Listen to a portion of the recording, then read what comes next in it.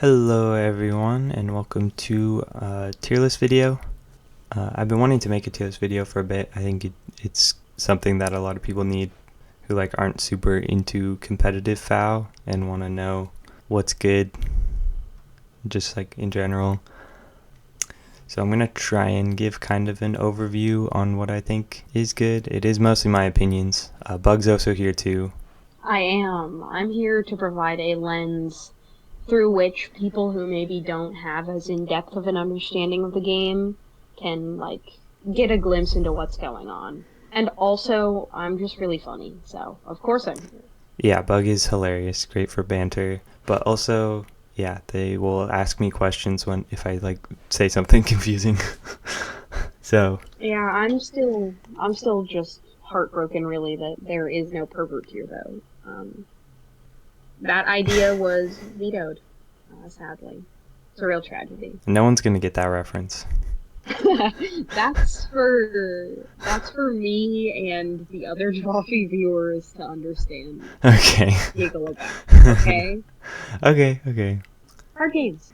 Yeah, this is pre the online GP, and then after the GP, I'm gonna make a follow-up video with any changes I would make to this list, because there's probably gonna be something surprising out of that, I would guess. Yeah, there are things to be learned when more experience is had. And yeah, Let's this take isn't a tour of the tiers. Yeah, so tier one is all the best stuff. There's some annoying floodgates around, which we will talk about in a bit. And so tier 1 decks should be anything that can play under those floodgates and still be really good against everything else in general. mostly untouched by the stinky floodgates. Yeah. And are still really good. There are some significant ones. Uh-huh. Yeah. High power level, strong against the stuff that's good, or at least can handle it well, or is the stuff that's good. Yeah. There's some stuff that can play under the floodgates, but still isn't tier 1, just because of its power level not being up there. Tier 1.5 is stuff that's maybe plays under the floodgates but isn't quite as strong as the tier 1 decks, or something that's strong, tier 1 potential, but gets hurt a little bit by one or more of the floodgates, or has it gets taken down a rung just because it's has some floodgates weakness are hurting it just enough. Or anything with that's really good but has a prevalent enough weakness can end up there if it's still able to cope most of the time. Yeah, and then the tier 2s are going to be the tier 1s in another universe. It's mostly just decks that can't play under one or both of the floodgates. And we'll be transparent here. The floodgates are Mask and Geodo. Yeah, I'm not gonna keep calling them just the floodgates. It's Mask Geodo. Yeah, the ones, the thing, the stuff, the scary big floodgates that are warping deck building as we know it. Yeah, tier 2s. Yeah, tier 2, good stuff. It's just frequently, a lot of these are going to be struggling a little too hard against our deck building warpers, or they cap out just under what could be really stellar. And then tier 2.5 is kind of same boat as tier 2, but just a little below that, as you would expect. And then tier 3 is the jank. This is stuff that we are not expecting. These are things that would be a surprise if it did well. Yeah, anything that you should maybe just be aware it exists at least, but chances are it's not gonna take any wins really. I would say tier 2 I could see topping. Tier 2.5 I would be a little more surprised topping, but I wouldn't poop my pants about it. Tier 3 would shock, any of the tier 3 ones topping would shock me more. There would be a mouth agape, eyes wide sort of reaction there. Yeah, I'd be pogging. So, first up, Brunhild and Lich I have here. I'm going to put them, I'm going to talk about them together because they're both rune rulers, and all the other rune rulers also kind of fall in this boat. So these two in particular, most of the time people are doing stuff with harvesting season with them, which loses to mirror, and if you get your harvesting season mirrored, that's just rough. Yeah.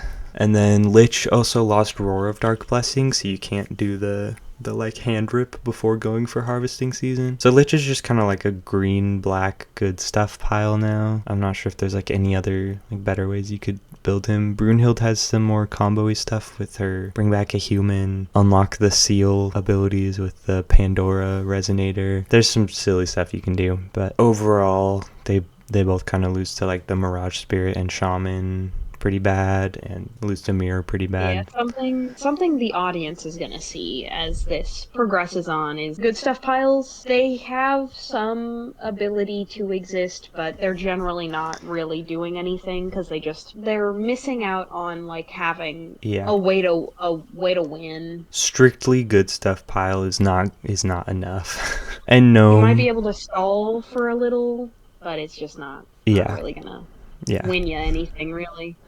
Gnome a little bit falls into that. He kind of ends up being like green good stuff pile. Most lists that I've seen of him and the list that I had like tested him with, he's kind of just green good stuff. His like main benefit is that you get to discount spirits, so like you can play Nick Day a turn earlier, which is nice. Like Nick Day's a good win con, but There's it's some yeah. niceness to have in that discount, but it's not enough to really do anything impactful. Yeah, it's just like not. He just doesn't do enough. He's too fair. Need some unfairness in here. Yeah, and then Undine, I'm gonna put tier 2.5, a little above them. Undine does have her like just built-in floodgate, which is annoying, but it's so much easier to work around than Mask. You can play her with Mask and just like stack the taxes, but one, you have to draw the Mask. Two, if Mask gets outed in the Mask Undine version, like it's just not a good deck. It does not have the presence that just your straight up mask deck is gonna have. Yeah. And then if you don't play Mask, if you just play like the Wizards, which is fun. I like playing the Wizards with her. She has a really good the one that costs 2. It's more than a 2 cost, but she reduces it to a 2 cost that just expels all spells. It's like a really good cancel, and you can do some jank with Sumiyoshi stealing their draws for turn with Hydria, because Hydria makes it so they can only draw once per turn. Sumiyoshi forces them to draw and then put one back, so you can do that before draw on their turn, and then that No also new triggers to cards. draw you a card. But it's not too hard No to more out because they can drawing just for your pop it. opponent. Yeah, and like she can also like Theoretically get them kind of stuck. yeah, But and you can give Arlequin quick cast, and like it's already untouchable. So like you can just flash an Arlequin, make them discard cards. So she can like run you out of cards pretty fast. She's kind of like the more wizard version. Focus is kind of like a hand control kind of tempo deck, but like I don't think it does that as well as something like a Umer or a Valentina. She gets to be in tier not quite 2.5. not quite doing enough. She's got an annoying floodgate on her butt. Yeah, It's just not as not as all impactful affecting as as some of the our other other floodgates. Yeah. floodgates. Yeah. A Freet I'm also going to put in 2.5. Efreet has a very easy kill combo. Like you can just kill the opponent for 2 will with Muramasa into Barbados, like just at any time. It's super easy to stop though. It's like probably like the easiest OTK to stop in the format, because you can stop the activate ability, you can stop the cast, or you can stop the enter to search, or you can have any kind of removal to pop it once it hits field. So like there's so many points where you can stop it, or you can flash in a blocker and then you'll still like take the hit from the multi-strike, but like it'll be enough that you survive technically. Like there's just so many points where you can interact with it and not die. So And it's just so obvious what you're it's doing very telegraphed. that Yeah. your opponent, because it's the thing the deck does. Because it's so easy and so obvious, your opponent's just going to keep the thing that they have that stops it, because they probably have something that stops it for whenever you try.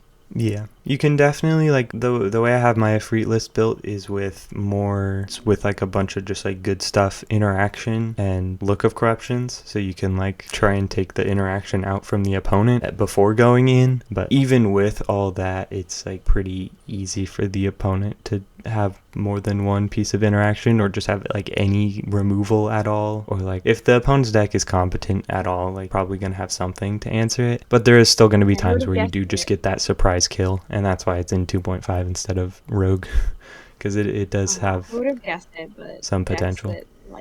Decks that need one specific thing to go through to function at all struggle real hard in a competitive setting. And then Garmheld. So I'm going to put him in tier 2. He's got a lot of power behind him. He mills for free. There's a lot of good grave stuff just in the game in general that he can make use of. Milling Girl Staring Ats gives you free tokens, so that's like free pressure. There's a lot of stuff with Remnant in the game that you can play, like a lot of chance. You could play him with the extension rule, the Moonless Knights extension rule, and just mill chance and get those expelled, and then you get to the point where you're drawing extra cards and getting buffs. He can bring anything back from the grave for free. Like, he's got a lot of stuff he can do, but he does lose to all of the grave removal, and especially Giotto. Just gets super hosed by Giotto cuts him Giotto. down completely, and for that he is in tier 2. In another universe, in another world, He could be maybe he's more up there. But alas, Giotto is real.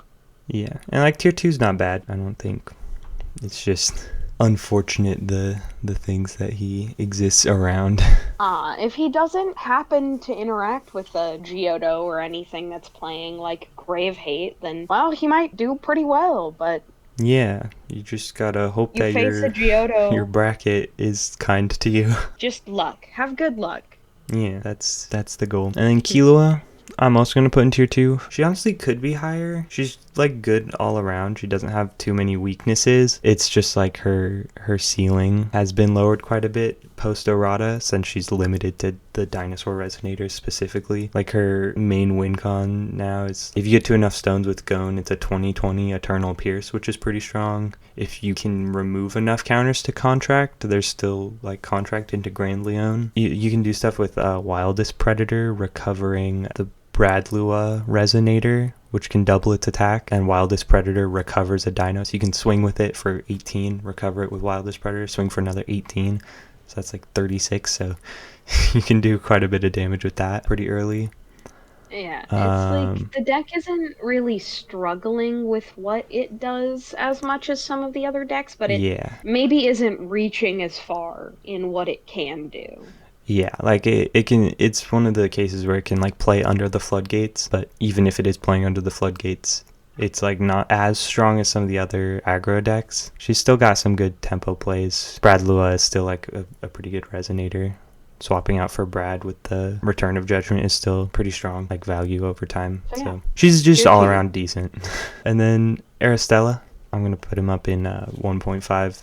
Aristella is one of the better aggro decks of the format, I would say, just in general. Like, he does get hurt a little bit by Mask, because 1, you lose the Moon's Race, so you can't cheat in a Moon anymore, and 2, having your additions taxed, so it's more expensive to play a Moon, is a little bit rough. But you only need to resolve 1 Moon to get to your Judgment to like swing for a bunch of damage, or resolve the contract once, and then that's just game over. So if you can outmask, pretty... Bam, there you go. Bam, there you go. Bam, there you go, yeah.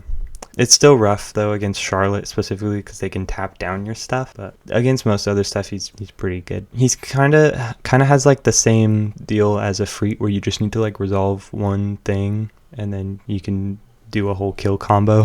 But less fragile, though. Yeah, but it's significantly less fragile than a Freet, so that's why it gets to be up here. Ainz, I'm also going to put in tier 1.5. He's also hurt a little bit by Mask, because you can't reveal the gears at the start. But against anything else, he does a lot. It's getting to 4C2, draw 1.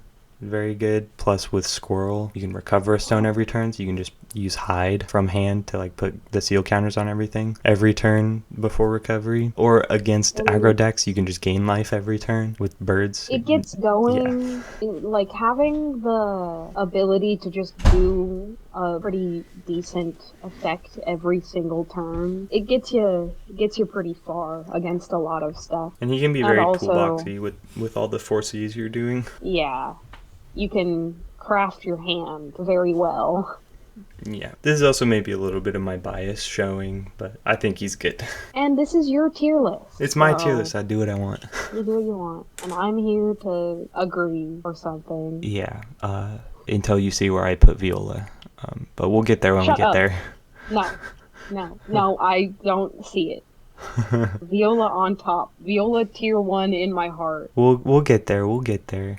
Rag, I'm gonna put at tier 2. He's the good stuff ruler. He's on the better end of the good stuff rulers. He's a pile of things. He's a pile of things. He's got a bunch of effects. He can just start the game using the 0-cost one to draw 2 Generic cards. effect. So Good stuff pile generic effect. yeah. It's got to be one of the types of decks you can run, and he's doing it on the better end. Yeah, has a built-in mask removal ability. Doesn't super care about Geodo really. Just has like a good toolbox of effects. Like he's got a lot going for him. But the one thing that like he's kind of lacking is he doesn't really have an archetype. He's just good stuff. So like The problem that all of the good stuff things have. yeah. You just. And then the other losing on problem that's like kind of uniquely his is the fact that it's all one-ofs, so you're kind of it's kind of luck dependent, like just whether or not you draw the cards that are good in the matchup or not. You have to hope the universe favors you.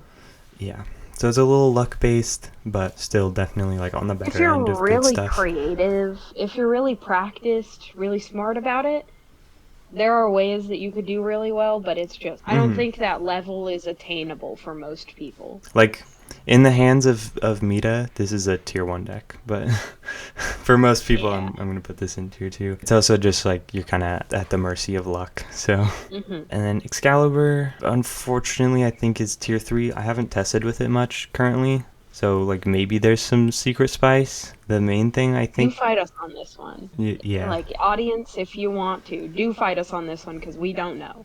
I'm pretty sure it's not super great though. I don't think there's anything crazy you can do with the like one light will at the start, and then it also gets hurt by losing races because you don't have heroes. Yeah, I think the archetype, the guidance counter archetype has been a little bit power crept. Theoretically, hypothetically, this is not doing too well in the world that we have now, card game wise.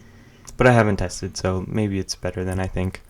Violet also fallen in the same boat. Yeah, I can say so much. Yeah, she loses to both Mask and to Geodo and a lot of other things. So many other things. She has 2 main win cons. She has the burn spell and she has the chicken, the Bahamut, the atomic Baha. You have to pick And your poison. Both of them with how you construct it. Yeah, Baja was like the main best one before because it was like unchaseable enter, swings for 4K, whereas the chant, what's the chant called? It's like, oh, I'm forgetting.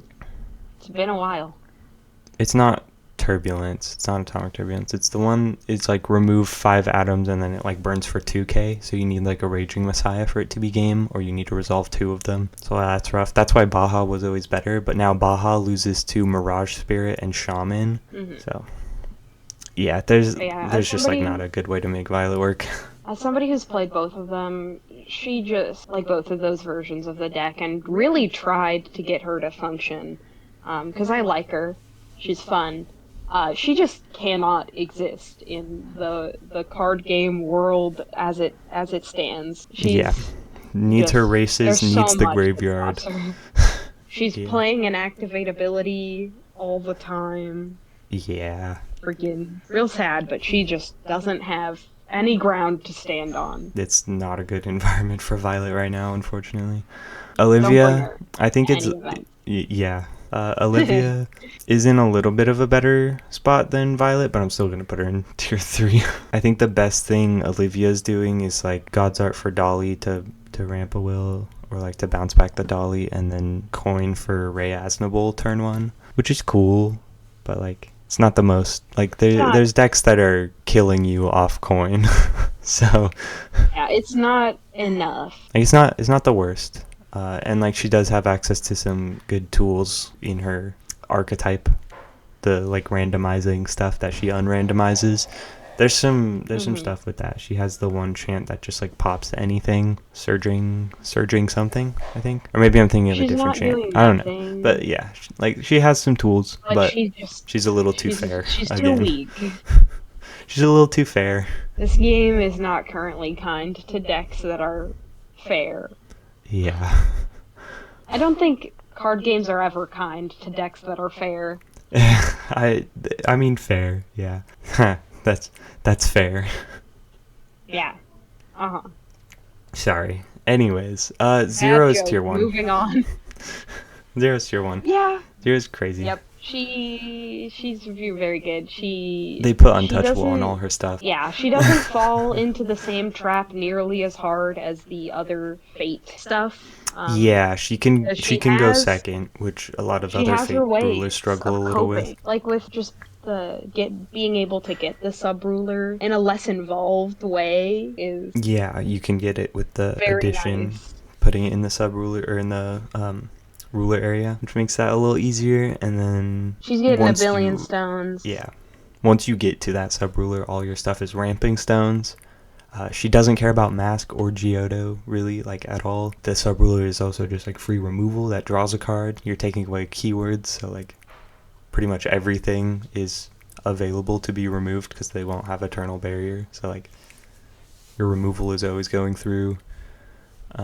And she just has untouchable on everything. So like once she gets going, like it's really really good. The Fate problem being that decks with the Fate regalia.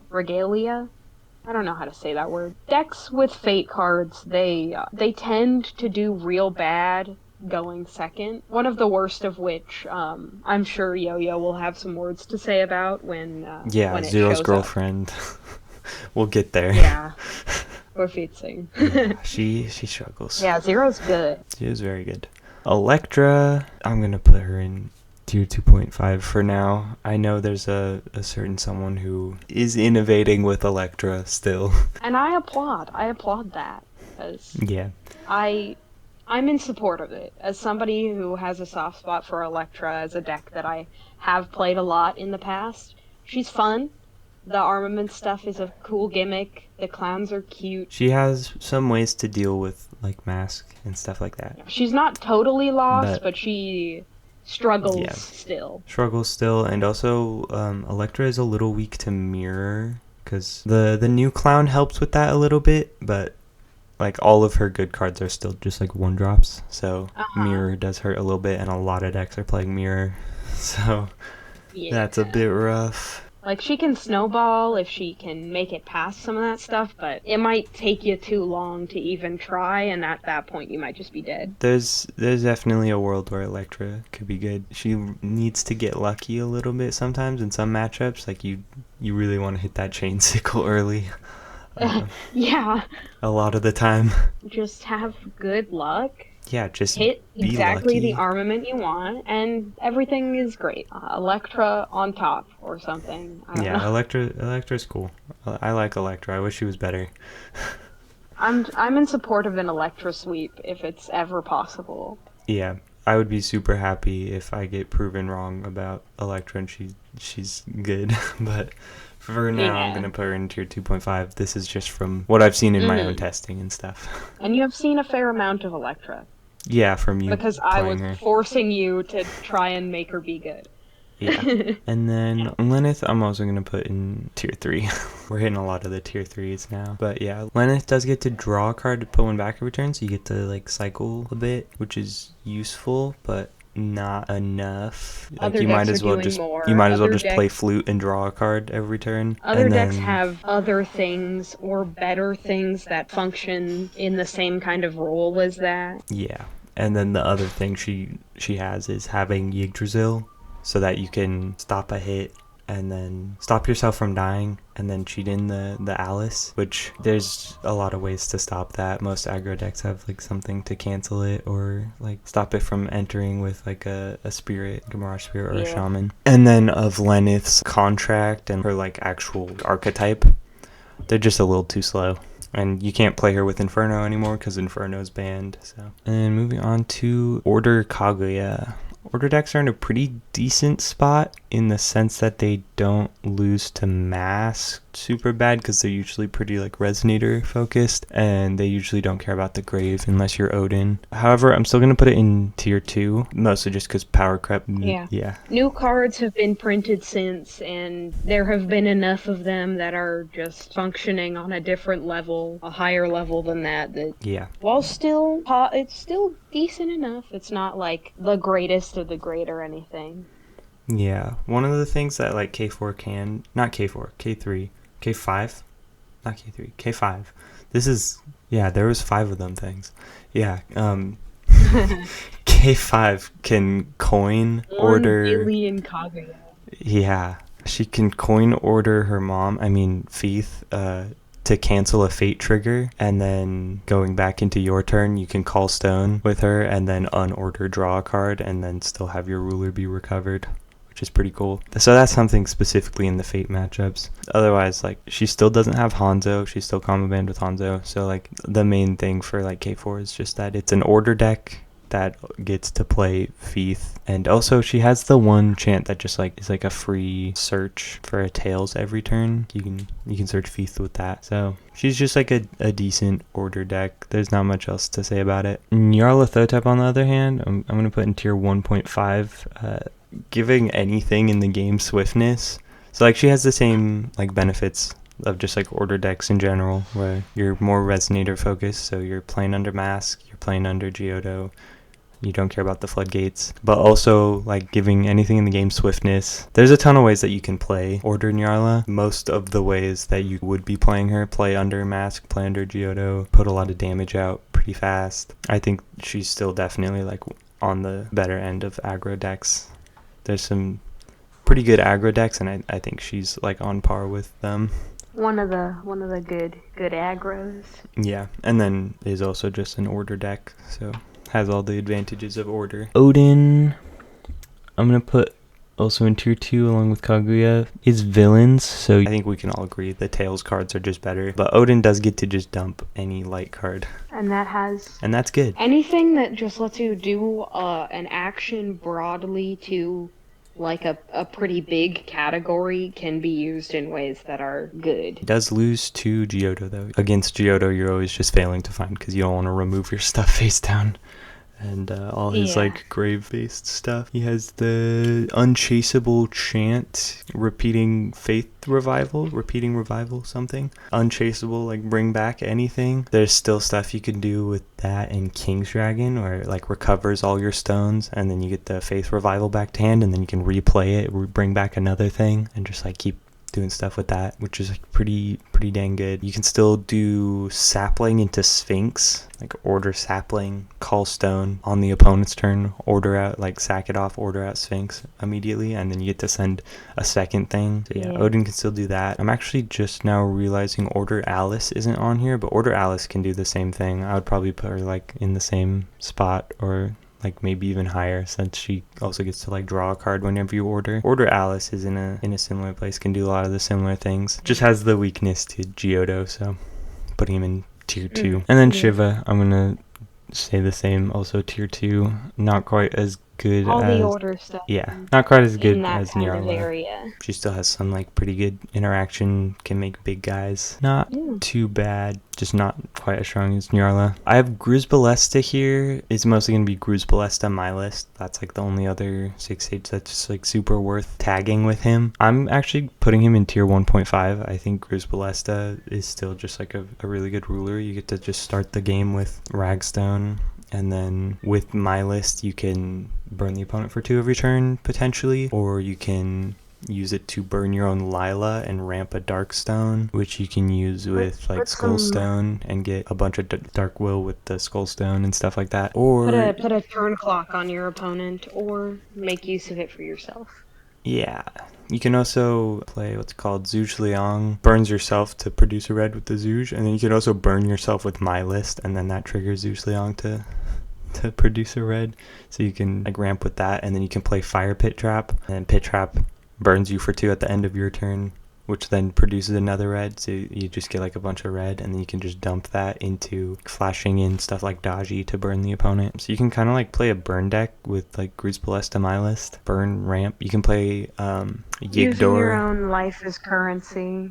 Yeah, there's like tons of ways that you can build them, of course, but Yigdor plus the Reincarnation Stone makes a really strong draw engine. It doesn't work under Geodo because it's Yigdor, but yeah, Yigdor plus the Reincarnation Stone is just a free draw engine every turn, as long as you can keep sacking off the Yigdor, and it's pretty dang strong. I think there's some potential there, some untapped potential in Gruz Ballesta stuff. In this one. Yeah. And then I have Seer here. You can technically tag Seer with anyone, but I think solo Seer. We'll say this is solo Seer. Solo Seer I'm going to put in 1.5. I think other Seer tags can also be here potentially. Solo Seer gets 1.5, access maybe to 2. Adalbert, which can set anything from the deck. And then Adalbert, it can also just shoot anything for one to pop it with his Bane and like his ability, which triggers trials, which is really good. You just need solo mode to have Yeah. access to that. Seer also gets access to Reflected Blue Moon, which makes any of the opponent's stat buffs stat negs, which is pretty good against a lot of stuff. And then also just lets you turn off anything that you want to call. Seer has a lot of coverage. She doesn't care about Geodo really, does care about Mask, but the colors that you're in with Seer generally, I mean technically Seer can play any colors, but you have outs to Mask. Like you're playing colors that can usually outmask pretty easily. Just play outs to it and then you're fine. And also Mask doesn't tax putting stuff face down, and it doesn't tax ambush, so you can still Adalbert and stuff in like the early game. Yeah, Seer. Chances are you'll have a way to get rid of Mask. Seer's definitely a pretty good option, honestly, like pretty underrated. And then I have Fault Gold here. This could be Fault Gold Seer, could be Fault Gold Alice, could be any of the like Fault Gold combos. Probably like Seer or Alice is like the main ones. Those Gonna are put them ones in. that I have seen you play a lot. Yeah. Gonna put him in tier 2 for now. You don't get to search dragons under Mask. Like you still don't care about Geodo. Usually in colors that have outs to Mask. Like red has the best out to Mask and Goat. Plus we're getting new outs soon, but that's not for this format. So I guess I shouldn't talk about that. That's to be ignored for now. Yeah. Still has a lot of options. Fault Gold Seer can still do like Thunder of Zeus shenanigans. Fault Gold Alice is still like a just crazy good advantage engine and gets to convert that advantage into interaction with last movement, which can also be a mask out, or Zaki's new plan. You can expel stuff for Zaki's new plan for just free interaction, and then punch really hard with Blade Dragons. And then once Thoth comes out, it's gonna be crazy because you can just search Blade Dragon, pitch it, draw a card, Thoth, bring back Blade Dragon, swing for 2k. I thought that we weren't talking about I know. that. I can't talk about the new cards yet because that's not for this format technically. This is for the upcoming GP's format. Just hold off. You can wait a little bit. Yeah. That's Fall Gold. I like Fall Gold a lot, if you couldn't tell. I think it's pretty obvious. Yeah. He just has like a little weak to Mask and like not the highest power level comparatively. I think Abdul's like in a similar spot. You can play Abdul Sherry to just like turn 1 Judgment, and that's fine. That's a little better than like the turn 1 Ray Asnable that Olivia is doing, but like it's fine. It doesn't care about Mask or Geodo to do that. It also just doesn't like win you the game or anything, which like it doesn't have to. It's not doing anything crazy. Yeah. It's And good some though. of its competition on this tier list is able to just kind of go.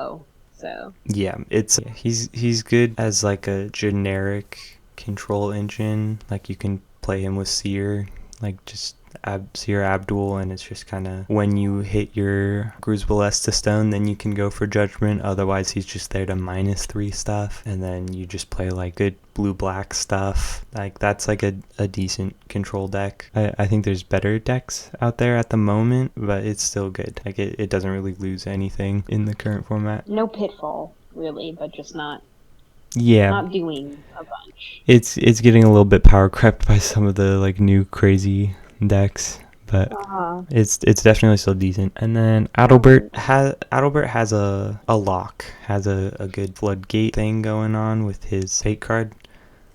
Severing Flame removes the first spell they play and then makes them replay it, and then you can combine it with K4's fate, which makes it so they can only play 1 non-addition spell per turn, or you can combine it with the Academy Guard, which makes it so they can only play 1 Resonator or Chant spell per turn, like only 1 of each. So like you play a card, it gets removed, and then tries to replay it, but it can't because you already played a card that turn of that type, so then it just stays removed. So it basically just makes you remove the first card that you play, and then now you're under the floodgate effect, like that was your 1 spell for the turn. So you really have to swap around how you play when So you're under that. Yeah. When you're under the floodgate, there's still things you can do though. You can do activate abilities. If it's the K4 regalia, you can still play additions, because floodgate is only for addition effects, so then you can still just play an addition. Doesn't matter if it gets removed, it'll still get replayed. And if you play an addition, it gets removed and replayed. That's the one trigger for Severing Flame for that turn. So then you still have a cast of a non-addition spell like that you haven't used, and it won't get Severing Flamed. So you can just play any addition and then play something else, and that something else will get to resolve like normal, because it will have eaten the Severing Flame trigger. It's just a matter of you have the stuff that fixes the problem for you, you'll be okay. Yeah. Otherwise, dang. It's not an impossible lock to out. It's just like kind of mildly annoying. But it will sometimes just win a matchup, or they'll like kill you with Xylos before you can out the lock. Like, it's really hard to not die to Xylos once you're under the lock, because you have to spend your will trying to out it. And then they just like go, okay, now I'm dropping Xylos, swing for 15 with multi-strike. So that's pretty tough, but he does struggle a lot going second, because it's a two cost Fate Regalia. So no fate. It's a bit harder to get the lock set up. You have to spend a lot more will getting the lock set up, and it's more susceptible to just like win removal. Your die roll. Easy as that. He gets to be in tier 2. He's a bit gimmicky. Fate decks just hope really hard before you start playing in a tournament, and you'll win. Easy as that. Yeah, he can definitely have games where he's just going to win. Like, you get to the lock, and then it doesn't matter what the opponent does. You're just gonna murder them the next turn anyways. But other times, you just lose. You lose the die roll. Either you just win or you just lose. I mean that's kind of most games. You either win or lose, but I think that's all games. Well, no, you can draw. You can draw. Flute is very good. Can be a good stuff pile. Just kind of draws a card every turn, but you can also turbo draw and then get to the paradox edition. But even if you're not, like, even if you're doing that, you can also play like a bunch of just good stuff that you're drawing into. And then her judgment to add stuff back is pretty nice. Since she's like drawing a bunch of cards, you can have a bunch of fodder for stuff like Zaki's new plans and last movements, kind of like how I was talking about with Fault Gold, where you like get a bunch of fodder, except Flute doesn't care about races, so you can just draw whatever you want. Just be drawing, and then... And Flute doesn't have a max hand size.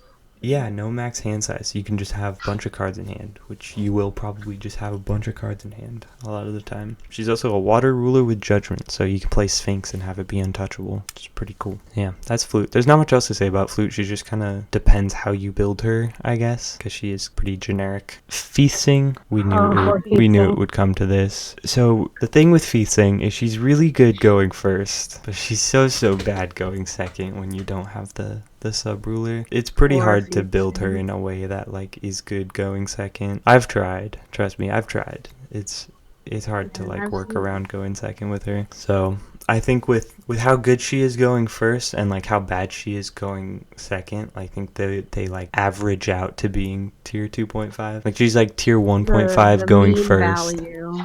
She's like tier 4 going second. So the mean value is put her in tier 2.5. Yeah.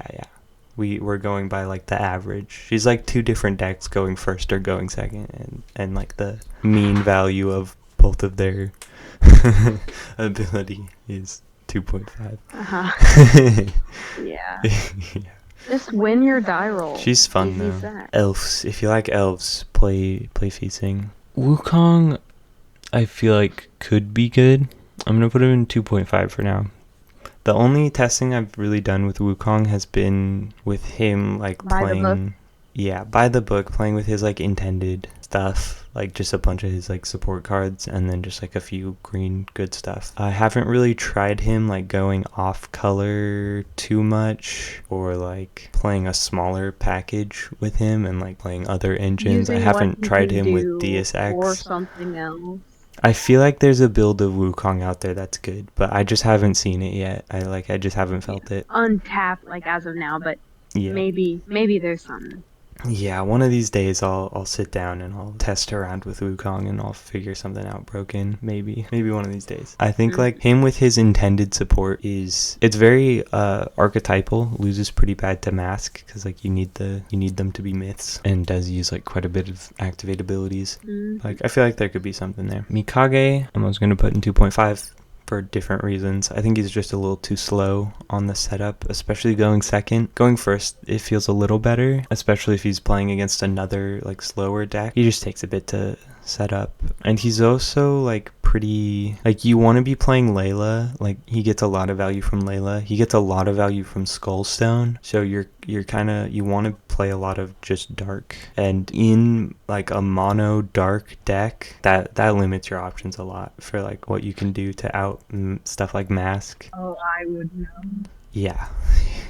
Like the best out I would is know the struggle that the best out there is has. Suya for Mask in just dark, and that's like far from sufficient. But even like against not Mask, he's just a little slow on the setup from just like what I've experienced. Umar does have an FTK. He does get hurt a lot though by both Mask and Geodo. The reason he's still in tier 2 is because he's honestly pretty good against everything else, even when he's not FTKing. He has just like a pretty good value over time. One, it's easy to get to his sub ruler, so you're gonna get to it eventually because it just cheats in for free and then pays for his judgment. So like you don't really have to invest any will to get to his sub ruler, even going second. And then Because a lot of the yeah. they struggle just because freaking judgmenting is just so Yeah, judgmenting is a like bit of a out of the hassle. way for a lot of them. But not for Umar. Not out of the way at all for him. Umar, it just has discards a lot of stuff from the opponent. You can do the FTK like at any point later down the line. His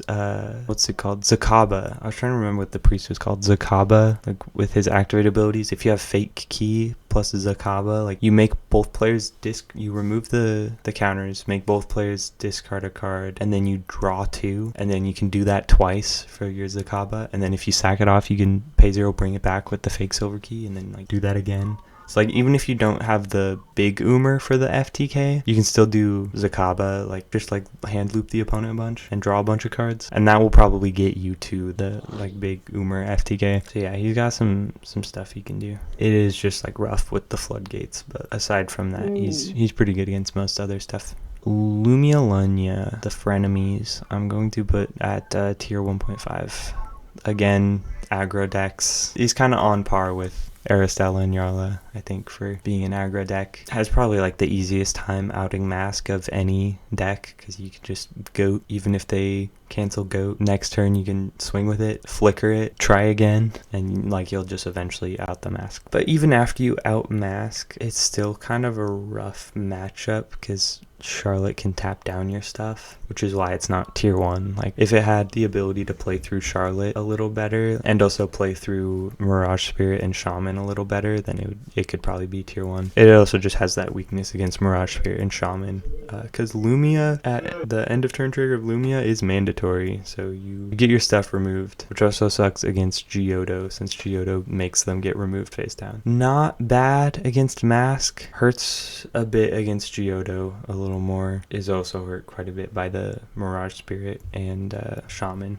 But I think it's still like pretty strong against everything else, to the point where I think it's fine to put it up at tier 1.5. It's got the infinites. It might be. It's got like, even if it might be being hurt, but it still has enough substance to the deck itself. You feel it's justified being there. Even against Geodo, usually it only really needs like 1 turn to kill, so like you just kind of have to slow down a bit, build up cards until you can like have 1 turn where you just go all in, and like Gil Geodo doesn't have like a ton of interaction to stop that. It's not like they have cancels or anything. There's things the deck can do. Maybe not like the most resilient of the aggro decks, but it has a lot of damage output to make up for that. Millium, Constantino has been played on a lot of decks. Constantino's a good card. Millium with Constantino. Also just gets a massive kitty cat to swing for a lot of damage. Big kitty punch. And then also gets to play Star Scale with no downside, so you can just play whatever stones you want. And then also, like, every few turns draws an extra card, just depending on your die roll. Just get lucky. Yeah. And then since you get the extra die rolls, you can also, like, gain extra life off of Beekeeper Bigger. Not that you're, like, gaining extra life or anything, but just that, like, it's more likely to resolve, is what I mean. Because, like, you roll more, so it's more likely more to... consistently. Yeah, more consistently gaining life with Beekeeper. Just, like, all around, good control deck and good aggro deck at the same time, just depending on, like, how you want to build him. A little bit of both, a little potential for either. Constantino is also just a hell of a card. And then it's time for the elephant in the room, Charlotte Glorious. It's pretty obviously gonna be tier 1. Yeah. The mask deck. I have my thoughts to say about it, but yeah, I will this is not my tirade. This is not a complaint about mask video. This is a tier list, and I'll keep my tirade for another time. I'll say having consistent access to math all the time is pretty damn good. Yeah, it is. Because it's a big, scary floodgate that affects so many things. It does. It's pretty good. I don't know if you need to say anything else other than that. I mean, you're welcome to. Well, but, okay, like, I guess, so without mask, so people complain about mask a lot, and they should. The card is annoying, but I think even without mask, I would put this deck at tier 1. Like, in the world where mask doesn't exist, I'd put this deck at tier 1. There would maybe be some more other options also, like, with it at tier 1. Like, it'd probably be a broader tier 1, but this would still be up there with them.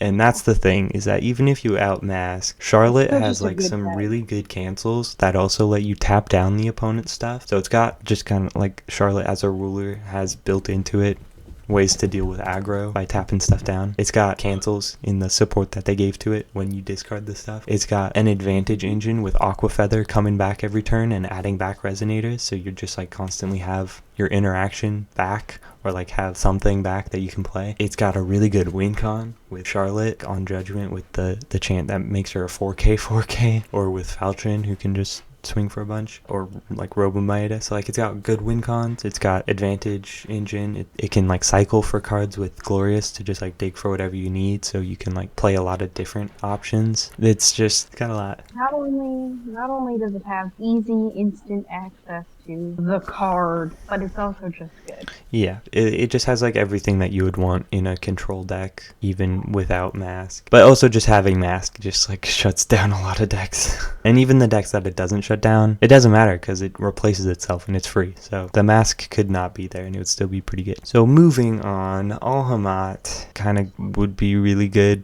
if it weren't for stuff like Mask and Giotto. So again, tier 2, he's just unfortunately a little bit reliant on races and a little bit likes having the graveyard. He is not so, like he doesn't care too much about going second, because you can just use his mana counters to play the Fate Regalia, since it is an ancient magic. So, like, that's not too bad. The main thing is just, like, losing to Mask and Giotto is rough. But yeah, he gets mana counters, like, way faster than any of the other mana rulers. Yeah, he's playing ancient magics. He's definitely turboing out ancient magics. Just another ruler that in another universe could be more up here somewhere. There are so many that just, they could be so much if it weren't for, yeah, he's got that potential, but it's not quite cutting it. There's so many decks that are just, if they happen to play their chunk of the game without having to face a Mask or a Giotto or whatever one is the one that they struggle with, they'll go right on by. Yeah, pretty easy. I have Soul here representing the luminaries, because it's gonna be like Soul plus one of the other two, like 99% of the time. I actually think this is Soul represent.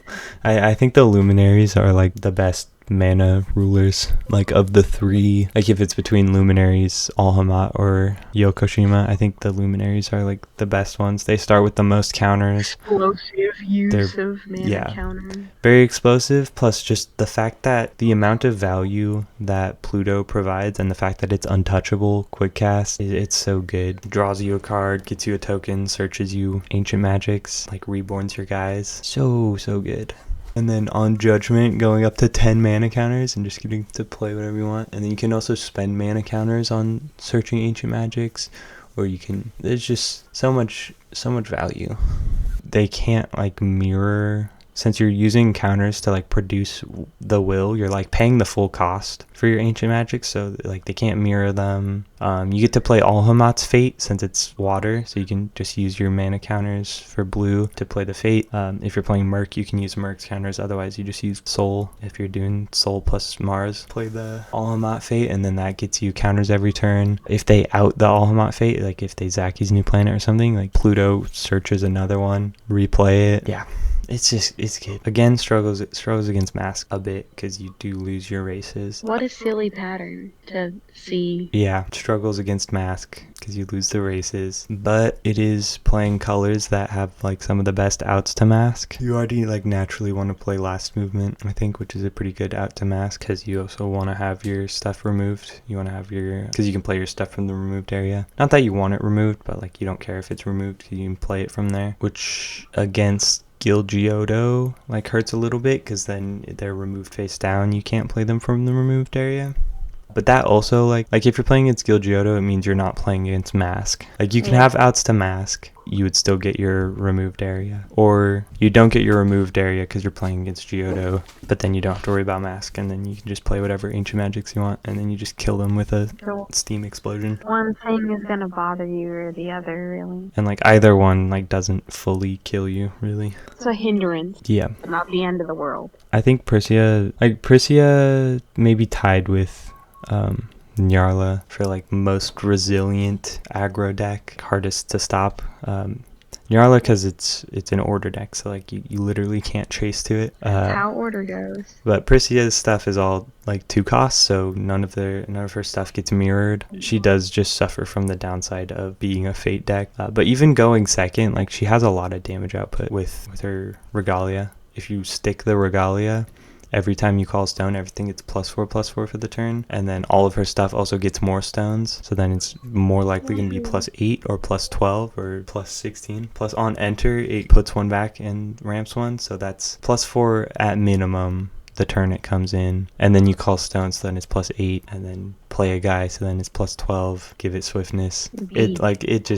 You're getting a ton of stat buffs from it on the Regalia side. Or if you win the die roll and go first, then you're just burning them for 3 every turn, plus more, because you're usually ramping stones. It's just lots of damage, and it's all damage that's like coming on from triggers, which like automatic triggers are like pretty hard to stop. Like there's not as many things that stop automatic triggers, especially so many of them, and like you're not going to spend will to like cancel something that's only doing 300 to you, but when it's constantly happening, you're like constantly taking 300 over and over and over, it gets you. So that's gonna wear it down. Yeah, she's like maybe the hardest of the aggro decks to actually stop. She does lose a little bit to removal though, especially going second, because she has to rely on doing a big punch going second instead of just getting the free poke burn. So yeah, as long as you just have like removal for whatever she gets out before she can punch you, then it's not too bad, but still definitely worthy of being tier 1.5, possibly even tier 1, but I'm not gonna go that far yet. Gilgiodo's 100% tier 1. Gilgiodo's good. Gilgiodo's good. Geodo like hurts a lot of decks in some amount, as you've heard us talking about this entire time. And Gil gives it some. Gil some gives stuff it a little Gil. more focus. Some power. Gives it a win con. Gil himself on Judgment can just hit for 1,000, plus plays stuff from their removed area, which then life losses the opponent because of the Fate ruler, the Fate sub ruler. And if you have Ashwin out, Ashwin also just has multi-strike, so that's a lot of damage by herself, and cheats in a guy and gives that multi-strike. Lots of damage, plus a floodgate, plus you're drawing cards whenever you get your cryptids out. So like tons of draws, good removal, floodgate, and you're removing cards from the opponent's deck every turn too. So like, yeah, there's just a lot of like things adding up together to make the deck good. K4 is very good. K4 is gonna be up here, not tier 1 exactly, because she does have a few weaknesses, but is definitely like very good. Those weaknesses being, one, mask, like taxing all your additions and regalia and activates, like slows her down a lot, and also making everything not treasury items. So like she needs a mask out, like really needs to outmask before she can play. But she doesn't care about Geodo. After outing mask, she does a lot of things. She can just combo off and just go crazy. Once you're past mask, like floodgates are open. She's got cancels. She's got tons of plays. She can make a lot of her plays with will up for cancels. She gets chugged to a halt when the mask is there, Yeah. but as soon as it's gone, she just gets to go. And then against any decks that aren't mask, like she just gets to go. But the other weakness that I do want to point out is light lightning on Yakami. Light lightning on the rabbit hurts a lot before they can, like, because like that's how they get a lot of the kimonos out, and it expels it, so they can't even like get it back from grave with the I believe it's the fate sub-ruler lets you play a treasury item from grave once per turn, but that might only be additions. I don't remember. But yeah, it just expels it. It's untouchable, so it gets around all their cancels. Like usually they're going to have a cancel to protect all their plays, but doesn't matter with untouchable. Untouchable is certainly a keyword. Expelling their Yakamis is very, very good to do. But if she doesn't run into that, she just kind of like just goes. She just goes crazy. K4 is kind of playing her own game. And then Valentina, I actually haven't seen too much success with. I'm going to put her like kind of in the same boat as Mikage. She kind of struggles with the needing to go first. Like going second is fine. It's just expensive and like slow. When you look at the stuff like above her, like by the time she going second, by the time she has her stuff set up, she's just gonna die. Going first though, like she's just fine. Like she's alright. She has hand rips. She can hand rip the opponent. She can stat neg stuff. It's fine. It can hurt, but it's not doing anything too scary, too stellar most of the way around. It's like, it's relatively stoppable. Like when it happens, she'll probably win, but it's relatively stoppable, a lot of it. Fox, I'm going to put a little higher. I think he's kind of in a similar boat where like it's relatively stoppable. When it resolves, he'll probably win. Like when his ability, like cheating in like if you resolve Fox's ability, you're probably going to win. But it's also relatively stoppable. But I'm going to put him a little higher. Stones. This one is this a stones? Yeah, he can ramp a ton of stones like really fast if his ability is able to just resolve uninteracted. If you can get in a bunch of stones. Yeah, I'm putting him a little but having a lot of resources can be nice. Yeah, putting him a little higher because his fate regalia is a little easier to get to, and his judgment is free, so you can like get to the sub-ruler easy. And then it also like makes up for missing a stone call because it ramps a stone on enter when you have the sub-ruler. So like kind of has an easier time going first or second. He's also easier to just like play a green pile to like back up the like needing to resolve his activate. You can play more like interaction and stuff and just wait for like an opening to where you can use his activate. And then it's go time. Yeah, and then it's go time, and then you're going. Or if they don't have anything, or like if they aren't committing to stuff, if they're keeping like interaction open, you can just go for the Chubby Fox into Yigdor line to just like be ramping stones that way. Like they're probably not going to want to take a 1,000 from Yigdor every turn. So like they're going to have to commit to something eventually, and then you just Fox cheat in a Chimera. Only reason he's not like any higher than that is just because mask hurts him, and if the opponent is able to keep up like efficient interaction, like Seer and like Moonglow can usually like keep up some efficient like interaction, like, and he just like never gets to resolve his ability, then it's kind of rough. Darktree's bad. Darktree's not very good, I don't think. Not post errata. The reason being is, one, you're removing cards faster, actually. Like if you take any, since like you're removing twice as many cards for the hits that you are taking. So like it's a lot easier to just like get your whole deck removed in one blow than it was before. But even aside from that, there's now the ability to actually like do damage. So like it loses that kind of resilience. And then you also can't play solarization stuff anymore, so like cuts off like one of the big payoffs for playing Darktree. Instead you're supposed to play like the 7 Kings, which are okay.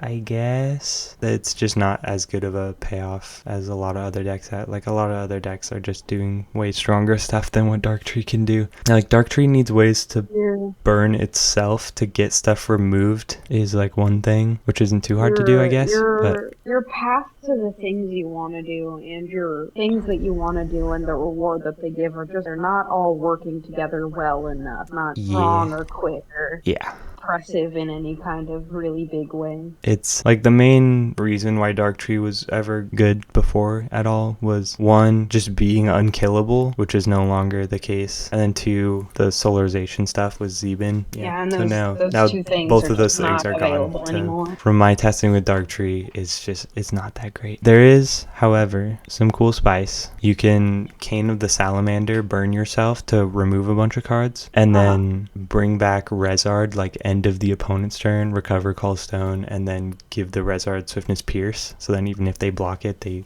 take a bunch of damage. Rezard is in the 7 King Rezard that gains +1/+1 for each removed card. So then like with all your removed cards, you just have a chunky Rezard and you can give it Pierce, Swiftness Pierce. Punch for a bunch. Chunky punch. Yeah, so that's pretty cool.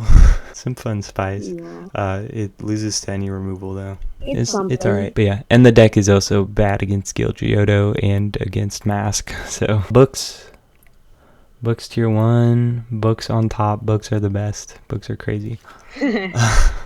They beat Gil Giotto really efficiently. They beat a lot of other stuff really efficiently too. Like books just have their own win con that they can just kind of naturally get to while keeping all the rest of their other stones up. So they're just like, they kind of have like this inevitable, they always have things they can do. Like you invest a will into it once to do like the first judgment, and then the sub-ruler unjudgments for a will so that you can re-judgment for that will plus another one. So like you invest another will, grab the book that pays for your judgment, and then now you don't have to pay for judgment anymore because now you have the book that's paying for it and you have the sub-ruler that's paying for it, and you can do it at instant speed, so you never like really need to commit will. You can just like do it before recovery or like at the end of the opponent's turn whenever. It's like, it's very easy to just have will up, have interaction, and then like be getting to your win con anyways. It doesn't care about the graveyard at all.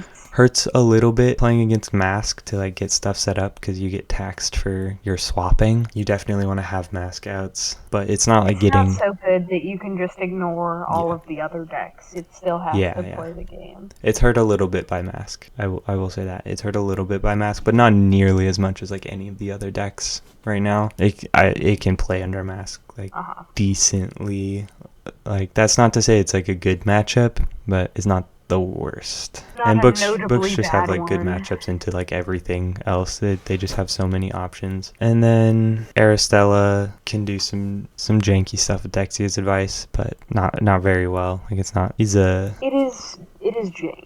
It is jank, yeah. You can do some jank with him, but it's jank. Same thing with Asuka is also pretty jank right now. We still don't have her contract back, I'm pretty sure. If I'm remembering correctly, they never unbanned that, did they? So she's still not great. Neither is Falchion. She's in jail. These three are kind of just like representing the hero cluster partner rulers that got completely neutered. Left behind. Yeah. Mika would also sit right next to them. T2. All the cards shot out back. They lost a partner and more. They lost their home. They lost their partner. Very tragic. If any of these decks actually do have any success, like, I'd be pretty shocked. That's why they're going in tier 3. Solo Giotto. The thing about Solo Giotto is it's not good. Yeah, for all of the talk of how oppressive Giotto's Giotto's like on the game, she's just not good to play on her own. Giotto is like warping deck building, warping like the meta, but by herself she's not very good. She's like really mid. She just like doesn't have a win con. She's got a floodgate for when it does hurt, but she has a tank. the alabaster tank is like not bad as a win con. It can hit kind of hard. It just takes like a bit to get it out because it's a 3 cost, or you can like judgment and then cheat it out. Hugh is technically kind of a decent win con. He makes a bunch of tokens. It's just other stuff is succeeding quicker than it takes for her to get to that. Any decks that don't care about her floodgate are just doing more unfair stuff than she's doing with just like playing a Hugh. Like, you know who else can just play a Hugh? Zero. Yeah. So like, okay. And Zero is also like popping all your stuff and ramping a million stones. Her things are the easier accessible things that she can do to put pressure are not unique to her and almost better in other places. Yeah. So Moonglow I'm going to put at tier 1. I'm going to say he's like lower half of tier 1 for sure. He doesn't care about the floodgates, and he's got just like a lot of good cards. A lot of various ways that you can play him. So he's definitely good. A Moonglow for every attitude. There's probably a Moonglow build out there that's just really good. I think he's a bit unsolved at the moment just because there's like so many options for him. But there's definitely... I think he's definitely, especially with some of the new cards, like I think he's going to be really good. We're not talking about the new stuff yet because that's not out yet. I think Moonglow just can be very efficient with his interaction and like setting up his engine stuff. Moonglow has the using freaking Grimoire as a utility for Grimoire is like getting down, really draw good. a card, just easy way to get stuff back in hand. Yeah, you can draw so many cards off Grimoire with Moonglow. Because you can just control your hand size so easily. Yeah. It's very, very easy to do that. Like, it's hard to talk about Moonglow because there's so many ways to play him. Most ways that you can play him, like most builds that I've seen, are all, I think, worthy of being tier 1. I will say, though, he's a little bit weak to mirror. Like, you're usually pretty reliant on resolving Adalberts. Like, Adalbert is like your main guy, and Adalbert loses to mirror pretty bad. I think people like playing Moonglow on the higher end of competitive play are gonna start like considering just hard casting Adalberts sometimes. Just to not risk. Depending on the matchup, of course, but like, yeah, that's definitely like something to consider. It's just hard casting Adalbert because resolving Adalbert is like so much value. He does a lot, puts on a lot of pressure. It's like Gil resolving Ashwin. Not as big as that, but similar. And then Rushiel, a month ago, like more than a month ago, when I'm forgetting when MP2 dropped, but before MP2, I would have definitely said Rushiel tier 1, but with her being comboed with the Moonless Night XR and with the existence of Fates Reunited, which can like call a lot of her good stuff, and just like people just overall being more aware of the matchup, I think I'm gonna put her down to 1.5. People have she's pretty predictable now. People know what she's doing. And with Shaman, there's now even more ways to like stop her cheating stuff in. Before, since Skibdis is a spirit, like playing Skibdis under Mirage Spirit didn't matter, even if you were like paying it for a reduced cost. But with Alabaster existing now, like that's pretty rough. Uppercut wiping everything in the same race is like pretty strong. Like at just like wiping her board. I think people just like I think we're adapting, or at least I am. Like I don't think maybe I don't know what I'm trying to say. You don't have to go into the like full. We have the technology of why we've gotten time to understand what she's doing. She was scary at first, but no more Moonless XR. Plus we have Fates Reunited. Plus we've just had more time around Rushiel. I'm gonna bump her down a little bit in my testing. Like she loses to a lot more things than she did before. Now. I think something important's coming up.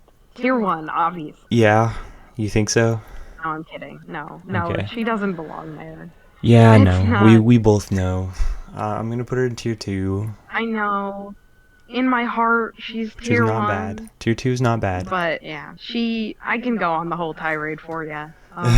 Yeah, she loses really bad, really, really bad to like Mask and therapist because she needs her phobias to do anything. Yeah, she can, like, you can try and avoid your opponent just like having all their like responses by timing when you pass stuff over, or like saving your pass for specific ones, or like digging for very specific phobias to get them on your opponent's field before Yeah. they can do their thing, which requires a lot of knowledge of like other decks to play well. Viola is a very hard deck to play well. Not to toot my own horn or anything.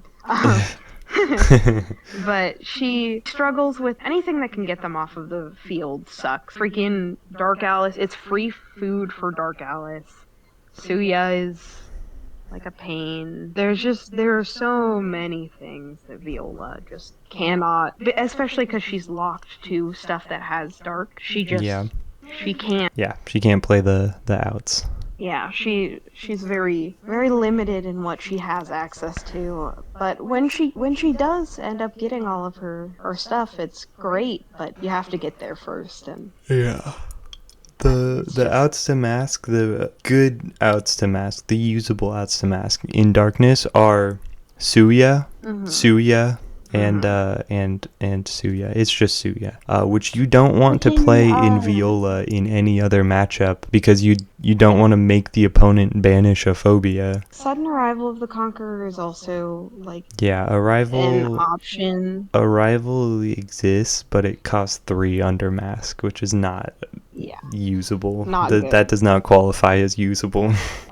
It's there. It's not good though. It's there so you could hypothetically eventually, if the opponent sits there twiddling their thumbs for 3 turns, you could out it, but if you stare at them with your big wet eyes, yeah, and you like pout and like beg for them to not make any plays for a few turns. Yeah, like you can play Garyons and Persephones to deal with stuff like Dark Alice. Like Garyon's very, very good at dealing with Dark Alice. Against Mask, like, what do? You just have, like, that's why you side in Suya's. Yeah. Against a lot of other decks, though, like, she's good. She's got good matchups. Yeah, if you are smart, which now to untoot my horn, I really would not say I'm that good. I don't know if Yo-Yo like has anything to fight that, but no, I think you're pretty I know good. that I make mistakes. But like somebody who is perfect at Viola can do very, very well against anything that isn't Mask. Yeah. As long as they're lucky enough to get the phobias that are good in the matchup that's happening. Yeah. Because Viola does have that luck factor. Like, there's a good phobia for most matchups, and once you know your matchups, then you just get the phobia that's good for the matchup, and then, and bam. But yeah, Viola Tirade aside, tier 2 is where she's at. Yeah, Lehen is also going to be tier 2. Lehen, I feel like could be higher, potentially, but she's lost a lot of her pressure. She's still not great against Mask. She has the same outs that she had at Worlds to Mask, but she just lost a lot of her pressure and lost Kiki, which was a lot of her like draw power and like ability to just like find any of her non-engine stuff. But it's still Lehen. You just kind of have to lean more into the golems and wise dragons. But yeah, Lehen is still Lehen. She's still doing what she do. She's still doing what she do, but I feel like stunted enough that tier 2 feels appropriate. Not as scary anymore. Yeah. Feels manageable most of the time. Yeah. And then Yokoshima's actually going to get to go in the same tier. He's kind of like similar deal with Alhamat, where like you're going to be playing some ancient magics, except for against Mask. Just... it hurts not having the Grave against Giotto. It hurts not having races against Mask. Yeah. But against everything else, he's pretty damn good. Free Robomatas feels good. The XR, the floodgate that it provides, is pretty good against a lot of stuff. Turns off swiftness, which is like an auto win against a freak, because then they literally can't execute their combo. It's good against Nyarla, because that turns off that swiftness. Cheap burn, cheap cancels and burn, baby. Kind of like what Kilo is doing, except more archetypal and reliant on the graveyard, but a little more efficient, kind of. Yeah, it's Yokoshima. He's good. It's Yokoshima. He's cool. And then Misung. Oh, Mi-sung. He can outmask, and that's what he does. He's That's what he has going for him. That's what he has going for him.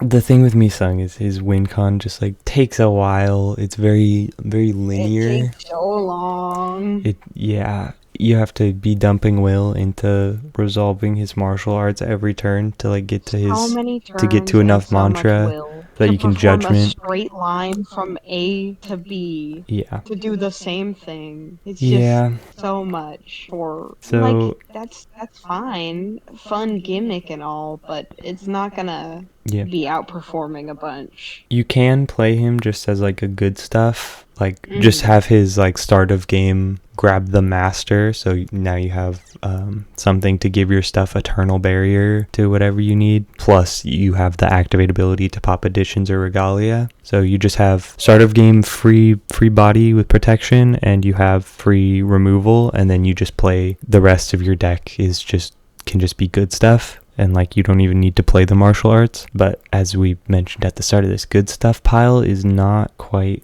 good enough. Only reason he's not in tier 3 is because I think he's cool.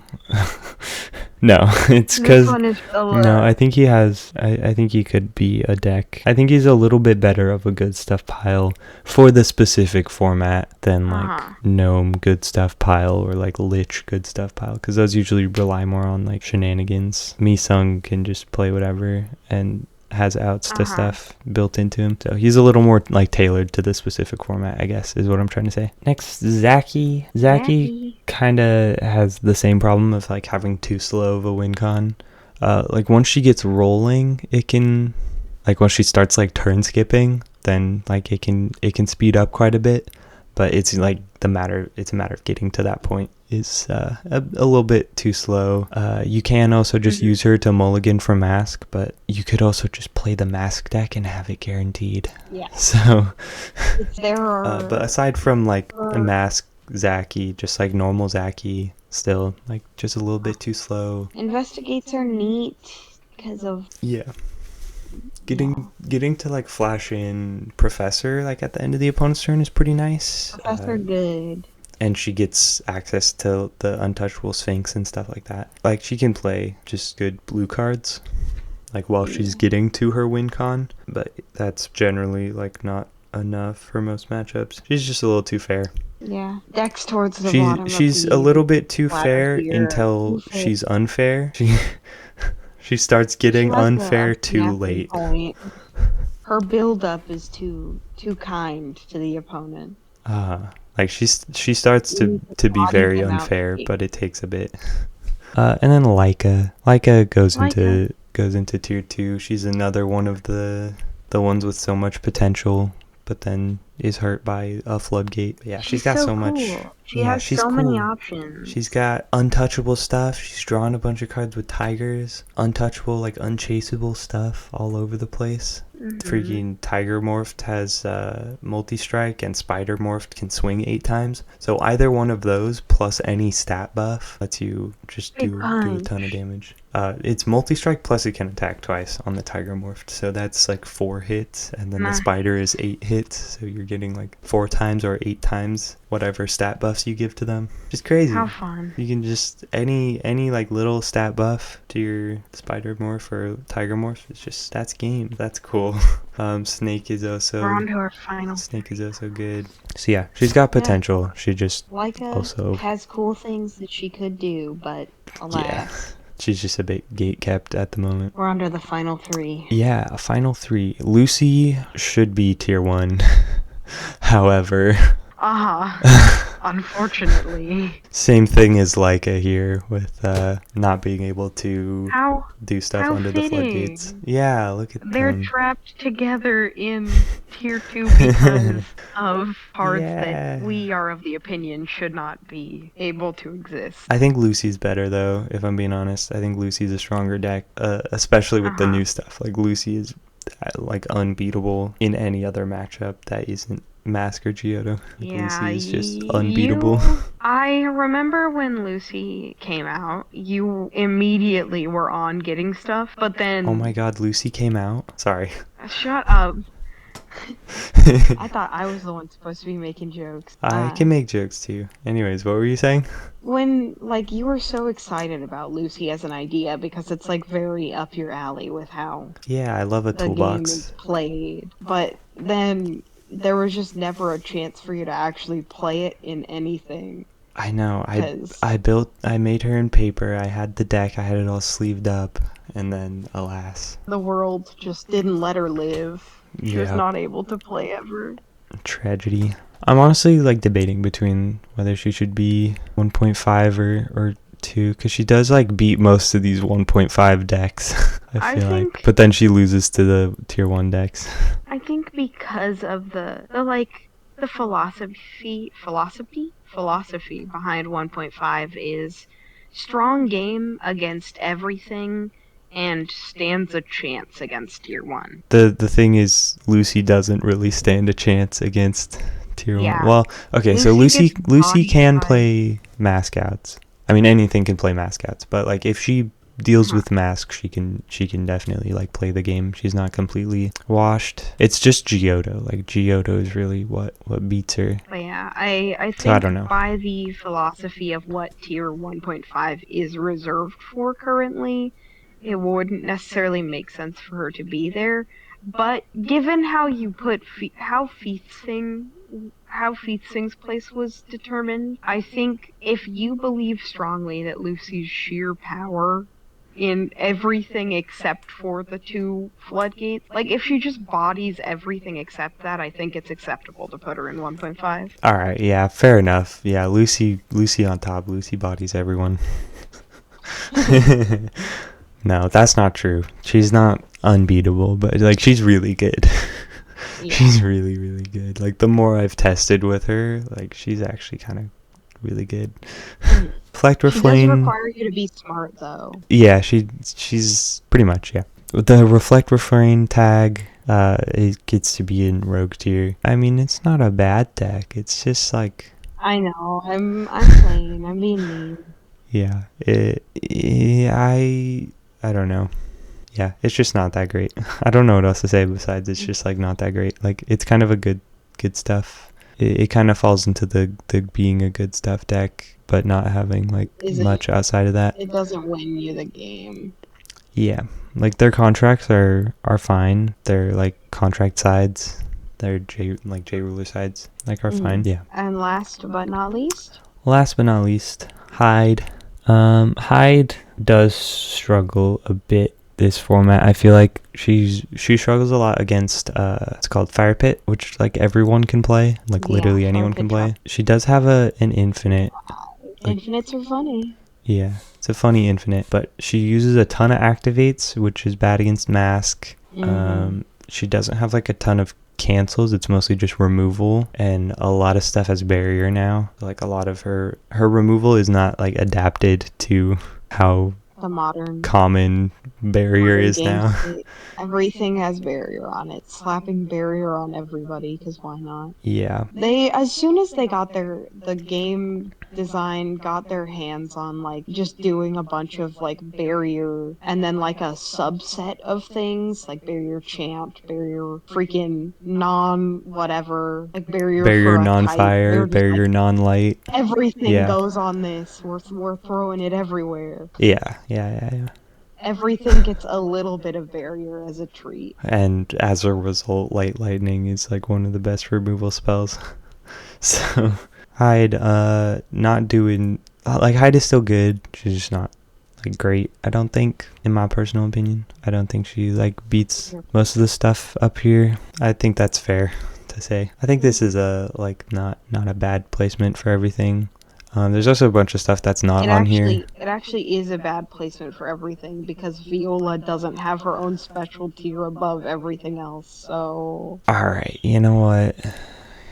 Can we add row above? oh my god. All right, No. Viola. Or what color do you want the Viola tier to be? Purple. Yay. All right, there you go. Perfect tier list. Thank you. Now it's complete. No, that you can You can No, be serious about that's it. That's the tier list. Okay. All right. All right. Now that we're done with the tier list, I have a handful of questions for you, Yes. card game knower. Yeah. Is that what I am now? Is that all I am to Uh, you? shut up. You're stupid. What? Anyways, what were you gonna say? Number one, what do you think the worst thing that's here is? Uh, Like, if you had to say the worst deck that's just on this tier list. like as in like worst as in like it's annoying, like mask, or like worst as in like bad, like unplayable, meta wise. Worst as in unplayable. Because we know if it's asking for the most annoying one, you're just gonna say mask. Yeah. Because you just did. Yeah. Honestly, maybe Violet. Yeah, that's my opinion too. No, I love her, but I don't think she can do She anything has no sauce currently. anymore. It's so sad. Yeah, I think I'm gonna say Violet. I'm gonna lock that in. Poor girl. Question number two. Question number 2. What like kind of deck? Like what category of decks are winning out here other than mask decks? Well, yeah, I Because that think I think stuff that like when I look at like aside from Mask, Gilgioto is Gilgioto, but books and Moonglow both like share in common that like they don't need to invest much will into doing anything. decks that get to play a little bit of the game for free Yeah, get they to be on top kind of here. have a yeah, they can like get to their win condition without like paying any will to invest into it. Like they just kind of it just kind of gets set up over time for free. Gilgioto has a similar thing with like removing the opponent's cards for free every turn. So you like kind of don't need to play anything. You can just wait and just let the opponent get their whole deck removed. Like Gilgioto does want to commit a little bit more because Yeah. like resolving an Ashwin is like so much value. It's um, and then Zero is Zero. All her stuff is like always going to resolve because it's like mostly untouchable and stuff. So the verdict, I And guess, that we're ramps a drawing from stone, so then you this, still have will up. the verdict we're drawing from this is untouchable. Who would have guessed, but it's real good. Yeah. And either refunding your will in some kind of way that like Zero does, or being able to have a game plan of some sort that doesn't require resource investment. It's Yeah. nice to have. And that's kind of where Lucy sits too, in the sense of like you can just cheat in a thing for free with off the sub ruler, and then that searches you a thing, and then you can pitch that, and then that turns on the guy on field's effect. All of that for 0 will. Kind of good. You just get like a free effect each turn from one of your spirits, and then they just have like a toolbox of effects, and they're pretty good effects too. Yeah. And you just don't have to spend any will doing that. Yeah, those are my questions. Any questions for me? I guess 'Cause before definitely before have before we move on, answers. I'm also gonna say Rushield does the same thing of just like Yeah. free value. Like you just get free She's tokens just able to do stuff. when you expel, when you like hit the right cards, then they just get played for Uh-huh. free. So that's just like Have pressure without having to just luck invest any into will. it. For Easy you, peasy. I guess, is there anyone on this list who you have not played before who you would be interested in trying? Do you mean closer to the top or do you mean altogether? No, just all together. Like anyone who like we talked Um, about who like you haven't played or like haven't seen much of and would like to try. I think that the additions Kaguya. K4, I think so. the green blue one, the one that's crying. Yeah, I think that could be fun. Yeah. Sad baby Kaguya. Yeah. She combos. She's a combo deck. I think that could be fun. It's like playing flower guardians I for those Yu-Gi-Oh players out there. I have played Zero, so I can't say You have played that. 0, yeah. Let's see. Anything else? I think like all of the what do you call it? The mana ones The mana rule, all 3 are of them. cool. I think they're cool. Luminaries, Yokoshima, Alhamat, all of those. I think I think conceptually I could be intrigued by them. Okay, that's interesting.